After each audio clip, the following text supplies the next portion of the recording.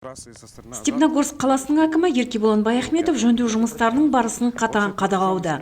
Осы аптада 20-шы шағын аудан жағынан Степной көшесінен Степногорск Азат автомобиль жолына дейінгі автожол учаскесін қайта жөндеу жобасын барып көрді. Атаулы жол бағытындағы жоба Қазбайлық Астана жауапкершілігі шектеулі серіктестігімен жүзеге асырылуда.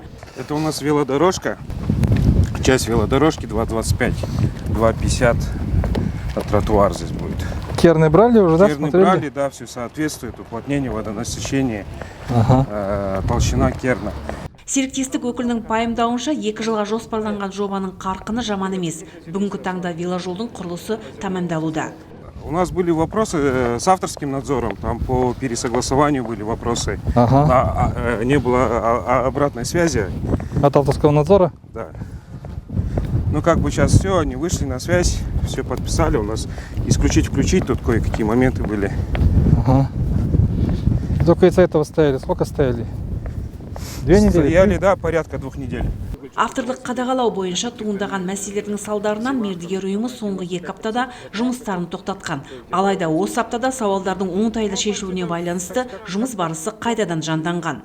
Негізінен қайта жөнделіп жатқан жолдың жалпы ұзындығы 1185 метрді құрап отыр. Жобаға сай 2 жолақтың ені 3 метрді, ал жүріс бөлігінің ені 6 метр болады. Асфальт Нұр-Сұлтан қаласынан тасымалданады. Ірі түйірлі асфальт қабаты 8 сантиметр, ұсақ түйірлі асфальт қабатының қалыңдығы 5 сантиметрді құрайды деп баяндады мердігер ұйымның өкілі.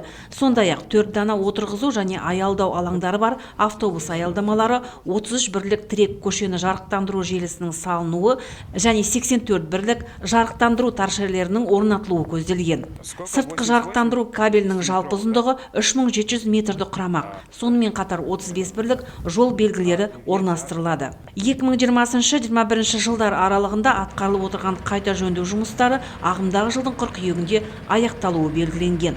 Жобаға авторлық қадағалауды PSE Group жауапкершілігі шектеулі серіктестігі атқарса, техникалық қадағалауды Мерей Тайынша жауапкершілігі шектеулі серіктестігі іске асыруда.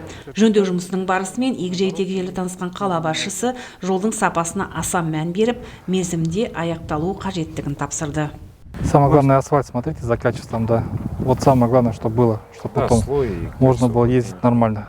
Как планировали, до конца сентября все это добьем, запустим. Дорогу вообще откроем когда?